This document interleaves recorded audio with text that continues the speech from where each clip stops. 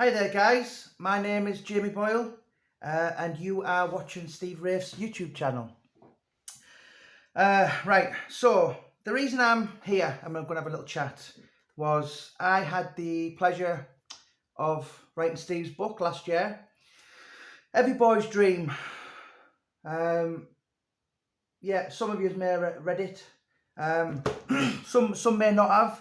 It wasn't ideal releasing a book among COVID. Hopefully, touch wood, we're out with it now. But yeah, it was an absolute pleasure to do that book. Steve Rafe, where do I start? I think he's got too many titles to pin him down for one. The book itself is, it basically talks about Steve's life from growing up in Felon to as he is today. Lots of interesting stories in there, funny stories. Story in there, Steve and the ex from hell, and they split up, and everything would have been fine, only for that ex to start dating Roy Shaw. So you could imagine how awkward that was. There's stories in there of people putting contracts out on Steve, and these are figures as well in the football world, shall we say. Obviously, the guy's incredibly clued up on Newcastle United. I don't think there's certainly not anyone I've ever met who knows the insides of Newcastle United like he does. Obviously he's a boxing promoter, lots of different things in that book. He's literally met the who's who of everyone, so there's literally, I wouldn't put a title in as it's for one specific genre. There's a football, there's boxing, there's true crime, there's a bit of masonry stuff. Lots of funny stories in there, from Joe Fraser singing "Who Let the Dogs Out" to there's lots of lots of ins and outs on the Newcastle life, and obviously Steve's very close to the Sayers family. So yeah, we got it done, and I released it. Myself and Steve released it in May last year. So what we're on now, 16 months ago, maybe a bit less. As I said, God put a spanner in the works with COVID. But we've got out of that now. So if anyone wants to buy that book, guys, it's $12.95 from Amazon, eBay as well, 330 Waterstones. You can put an order in and order that book. There's a bit of input as well from quite a few famous people, your Ricky Hattons, your Malcolm McDonald's. And there's lots of stories, as I said, bizarre stories. Raoul Mort.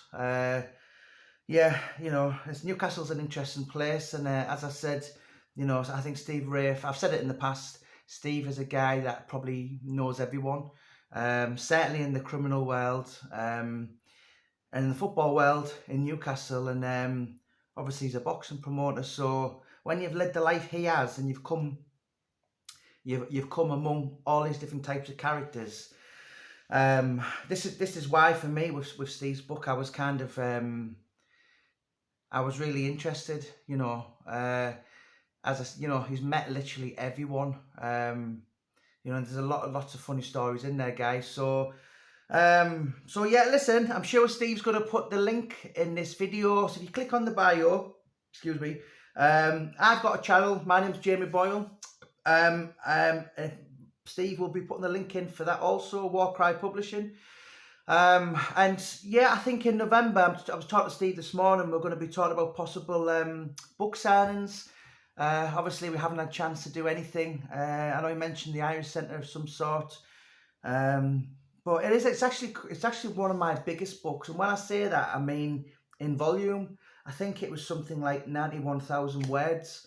So it is actually a really thick set book about you know, I mean, one of my funniest things was when I was researching this book. Obviously, I've known who Steve Wraith was for uh, since about 2002. I first met him about 2008. So I had to do a bit of research, and obviously I delved into the Sunderland forums, and I think they describe Steve as Beelzebub. Um, I get it myself, and I dare say I've learnt a lot from Steve Wraith in the fact of dealing with trolls. Listen, if you're gonna be in the media spotlight as he is, myself is, people are gonna just be annoyed with you for literally next to nothing. So he's had the worst of the worst. He's had the. I mean, there's one story in there about. Obviously, I'm not going to go to a well-known football figure taking a contract out on him, and that happened a couple of times. So yeah, some days, and I often say to my wife, it would have been much easier working when I was stacking shelves in Tesco 5 years ago, and I'm sure it was for Steve. Obviously, Steve had a good job, £25 an hour, done the doors for many, many years, and I think it was just over about a decade ago now. He said, "You know something, I'm going to have a go at being full-time at the books, the films, the acting, the just everything that Steve Wraith is involved with." And so basically he's kind of wrapped, I mean, I used to say to Steve, I don't know how your wife ever sees you. He's got kids, and there must be like ships sailing in the night, because the guy literally wakes up 7 in the morning, and he's like a Duracell bunny, and he's just work. And then obviously that's him finished, and then the next day, 7 days a week. So yeah, he's a guy who's, there's a lot of people in life that have been like, well, I could have done this, and I could have been a contender, where Steve, fair play to him, he's actually thought, well, do you know what, I'm going to give this a go. And he's went out and he's chased his dreams, and I think Steve Wraith is certainly a benchmark for anybody out there who, listen, nothing comes easy in life, and even when I was young, I used to think, oh, I want to break, and it doesn't happen like that. How it happens in life, and obviously I've discovered in my early 40s, is you work 7 days a week hard, and if God thinks you've worked hard enough, then you get what you deserve. But Steve, he epitomises hard work for me, and as I said, I've learnt a lot from him. I dare say there must be times in his life when he's, because I have it myself, when I have the dark dog days, and I'm depressed and down, and Robbie 111 from London, who's never met, and Steve has that in abundance. But you've just got to have that bit of mental toughness about you, and focus, and forget them little bits on the side, and that guy does that very well. So anyway, guys, I just wanted to have a little talk on this, because obviously when it was released last year, COVID just knackered everything up. So we never got to have book signings and all these kind of things that I'm sure myself and Steve would have done. But it's a cracking book. It really, really is. It's got lots of, and there's lots of, one thing I didn't realise until I kind of got to know him and probably spent 20 hours, is a humorous guy. A lot of people see him, and they see him, the suits, the bald head, the smooth kind of, working all hours, but he can actually have a bit of, there's a saying, if you take the piss out yourself, then, it's kind of a good mechanism, if you like, for the trolls. And that guy is the first one to laugh at himself.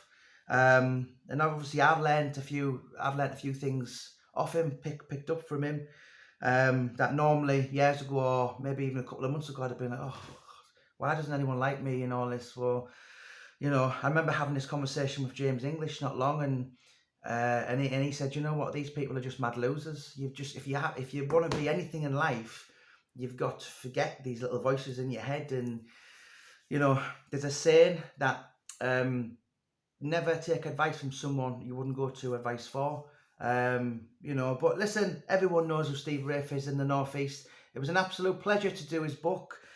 Anyone who wants information, there's a Facebook page, Every Boy's Dream, that's run by myself and Steve. And any cheap, greedy bastards out there who want to read it, but they don't want to pay the $12.95, you can buy it via Kindle, £4.95. It's exact same, there's just no ink, there's no paper. It's a complete full book though. And as I said, there's lots and lots of humour in that book, and there's lots of stories that, you know, one thing I wanted to capture when doing that book was, you know, listen, we all know about Steve Rafe, and even with Floyd Mayweather, Mike Tyson, Paul Gascoigne, Alan Shearer. But what I wanted to capture was, who's Steve Rafe? Who's the guy who nobody sees? And, you know, does it get to him? Because it gets to me at times. But, you know, he puts his face on, and you know, and it was nice